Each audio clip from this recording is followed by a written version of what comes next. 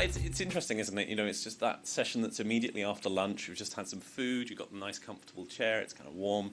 So we've got the accountant here to try and spice things up a bit and keep you awake for the rest of the afternoon. That's the theory, and it's a little bit of a strange theory, but we're going to go and give it a run and see how we get on. So I just wanted to talk to you a little bit about an accountant's perspective, and actually, I suppose really that apostrophe up there should really be one space over, because it's not just about the accountancy profession's perspective, but actually also going to talk about a lot of this from my perspective as somebody who's been involved in this space for a little while. Very, very briefly about ICAEW, the Institute of Chartered Accountants in England and Wales. This is our building. I work 2 floors up from here in our technical strategy department. This morning you were welcomed by my Executive Director, Robert Hodgkinson, to the session. We've got about 150,000 members worldwide and about 20,000 students, and that is really our raison d'etre is to help people become chartered accountants, gain our ACA qualification, to support those 150,000 members throughout their entire careers as accountants, and also to look after the public interest. We're a regulator on audit and several other services, and actually some legal services as well. We are also responsible for the conduct of our members, and we're also trying to position ourselves and the accounting profession going forward into the future, and making sure that those people who are our members have a good position, and indeed arguing for the public interest. Half-ish of our members work in business and half work in accountancy practices of varying sizes. A huge number work in very small 1 or 2 partner firms or high street sort of one-man band organisations and supporting their clients directly. A good number also work in the Big Four and other large professional services firms, as well as in companies from large to small. So we have a very broad range of members whose interests we've tried to represent. And I work particularly in the IT faculty, so my job is to research and understand and then communicate to our members and to the various different bodies that we talk to everything about technology that's going to affect accounting. And in particular, my key focus is blockchain, thankfully, for the purposes of this session, is one of my major areas, also looking at digitalization of tax systems in different countries, and particularly focusing on making tax digital as it's being done here in the UK. Some other areas as well, and you might notice that I used to have this wonderful job title in my former life as a senior Excel practitioner. So I spent all my time in spreadsheets. So I was very pleased to hear an analogy this morning talking about blockchain versus other things as being like Google Sheets versus Excel, although of course Excel has a 95% market share, so I'm not sure you want to be on the Google Sheets side of that balance right now. But the momentum is perhaps another question. So I'm going to talk a little bit about this from how I see it and how I think we talk about it here at the Institute. I'm bringing my biases not only as somebody who loves double entry bookkeeping and making things balance and being an accountant, but also a little bit of a history nerd. I had my hand up when we had that Sumerian clay tablet up earlier, because I know that, I've seen that before. And I think actually a lot of what we talk about with blockchain is new implementations of old ideas. The split tally record keeping system is very similar to blockchain and is 2,000 years old. The idea of initial coin offerings is the same as open banking, which is 200 years old, and lots of other ideas in this space have been done before, but we're just getting to do them in a whole new way and with new technology now. I, however, also want to talk a little bit about this image. You might have seen outside we have a couple copies of this report that I did on blockchain and the future of accountancy with this image on the front. And I want to talk to you a little bit about how that fits into our thinking here at the Institute and what we're kind of concerned about as we go forward. And equally also explain why we chose this particularly interesting image for this report and a similar one for its sister report, which is the Essential Guide to Blockchain that we did as well. So we are focusing our efforts around technology on this set of letters on A, B, C, D of the technology areas that we think are most relevant and are our focus for our work at the moment, which is artificial intelligence, blockchain, cybersecurity, and data. And so those are the ones that are overriding concerns right now. We are keeping a watchful brief on quite a few other areas, but those are the ones that are really at the top. And I mentioned that just to say that blockchain is something that we take seriously. It's right up there on our list of our top 4 priorities. It's something that we are spending quite a bit of effort and making sure that we understand, making sure that we are keeping abreast of, that we have opinions of, and equally that we're communicating to our members. One of my other hats that I wear here is working with the folks in our department that actually designs the ACA qualification, the chartered accountancy qualification that we offer, about the technology content in that. We recently relabeled 2 of the papers to be technology papers out of the 15 that you take if you are looking to become a chartered accountant. Those 2 are for the focus of it, but we see technology as something that's a substrate to everything that accountants are involved in now. We treat it like ethics, we treat it like business practice. It's something that is universal across all those papers and across the whole of what we do. And blockchain and artificial intelligence, all these things are starting now to appear on that syllabus, and they appear in our exams, and they are what we are training the next generation of accountants to be thinking about as of a couple of years ago. So it is something that is very much at the forefront of our thinking. Robert took this line this morning that's been mentioned to a couple of times, that we see blockchain as an accounting technology. I mean, of course we do. We are accountants after all, and we see everything as accounting. And someone else in earlier panels talked about it as a legal technology and also as a security technology. So I wanted to at least talk about it, why we talk about it as an accounting technology, or at least as a record-keeping and transaction technology. I think of this going back to the great Luca Pacioli, the guy that wrote down the original rules for double-entry bookkeeping in the mathematics textbook. We've got a copy of it downstairs, by the way. They won't let me see it because it's very fragile and valuable, but we have one in our library.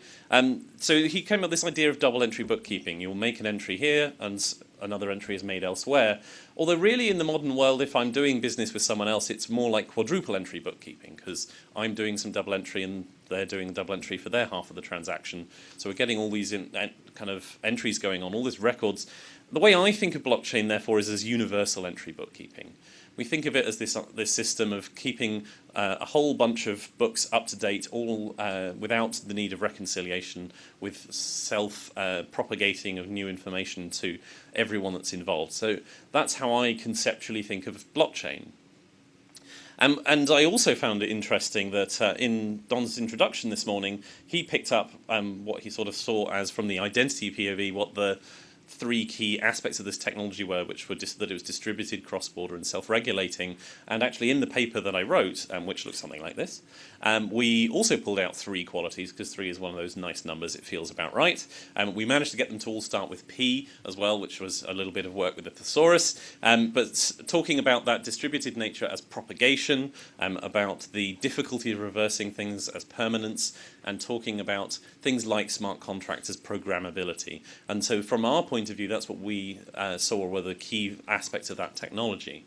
And we have those 3 Ps, that propagation, permanence, and programmability. Normally, actually, when I talk about explaining to blockchain to accountants, so I go and do talk to audiences with different levels of experience. For programmability, I put up a picture of a vending machine, because I think actually smart contract sounds very exciting, but a vending machine is a nice and boring example of what is much more like what a modern day smart contract is. It's something that lets you carry out a transaction automatically. It's mechanical instead of electronic, and everyone goes, yes, but vending machines do not always work. Sometimes they eat your money, or the crisps get stuck on the glass. I'm like, well, this is something to think about for smart contracts too. Nothing's perfect. But we're talking about this image. We wanted, of course, to communicate something. We have a certain brand style. We don't want to be too literal about things. So we're coming up with lots of different ideas for this cover. And I just wanted to mention it because it's something I'm very proud of. As a lot of my job is trying to read about things which are interesting and complicated, and then try to explain them to an audience that isn't technology based. And so why do we have this picture of a game of dominoes? It's a really interesting thing that actually the structure of a blockchain is almost exactly the structure of a game of dominoes. When you're playing a domino, it has to match the previous domino. When you're putting down that 4-5 domino in that top left corner there, if the previous one had been that 6-5, you have to have a tile that starts with a 5. It has to match the previous block. When you then introduce some new information, some new transactions with your new number, which is a 4, and then the next person has to confirm the previous block with a 4 before they get to put down the next one. So again, no new ideas under the sun. Blockchain is just dominoes with a few more numbers than 6. But it also actually, it's insightful as a way of explaining why we talk about blockchain being difficult to repudiate and difficult to change, because at this point of the game, where our logo is just about to drop a 2-5 tile in, that 4-5 tile could not be anything else. No other tile fits in that position. Anything else at all would stick out. The chain would be broken. So if I wanted to change the game, if I was playing dominoes by post, I would have to change that domino and the next one and the next one. I'd have to replay the entire game to get back to the place where I am now. So it's actually quite a good analogy for how the technology works as well. I was talking a little bit at lunch with a couple of people about what we do here, and I said at the beginning of this that part of it is we have members who work for gigantic international professional services firms or for FTSE 100 companies, and we have members who work by themselves or with a couple of staff for a high street firm, or are the accountant for a pretty small business where maybe they're the only accounting, finance-related person there. So we have to try to address these issues for as many of those members as possible. We have to keep an eye on the big picture, but also on the small picture. So at the moment, we have a kind of services helpline where people can call in with queries. And we are having those queries. We're having people call us up and say, what are you doing about this section? I've got a client who's got some cryptocurrency. How am I supposed to reflect that in their accounting? What tax advice can I give them? How am I going to do my anti-money laundering responsibilities for this client? What am I going to do if I want to audit them? How am I going to confirm their balances? So these are the things we're putting out guidance out about these kinds of questions now. And actually, again, linking to something that was said earlier, at the moment, in much the same way that the legal and regulatory and standard setting side is lagging behind the technology, it's no different for accounting rules and technology, for HMLC and for what those boards are putting out. So what we are doing at the moment is definitely making best fit with existing standards. Although actually my opinion is that our existing standards cover things pretty well. Particularly in the area of cryptocurrencies, they're not so fundamentally different to some of the financial assets and the other things that we've made over the years that we can't explain them and cover them and deal with them with our current rules. That being said, there's definitely room for clarity. I was actually in a meeting just this week talking about anti-money laundering and talking about how cryptocurrency was positioned there and what we could do with a collection of MLROs from various large professional services firms about talking about these issues and providing guidance to our members. If they have somebody walk in the door of their 3-partner accountancy practice saying, so I've got 1,000 Bitcoin from whatever they say they've got it from, and I want to start, getting in, I want to get some accounts and I want to start, integrating with the mainstream financial system, we need to provide our members guidance on what they can do to make sure to separate the guy that got lucky on making an investment a few years ago, or the person who does mining, from the person who's using it for illegitimate purposes. So it's a little bit of a background on what I think about blockchain and what we think about and what we're doing about blockchain. As I said, there's a few more copies of this report outside if you're curious. We've got two. There's the Essential Guide to Blockchain, which is kind of introductory, and this one, which is the Blockchain in the Future and Accountancy Report. It's a little bit more detailed. I'm pretty much at my time, so I don't know if anybody wanted to shoot me a question or so, but otherwise yeah, gentleman there, if you could. In 1834, the Houses of Parliament burnt down due to a change in the accountancy system. Do you think blockchain is going to have a similarly dramatic effect? It's a good question.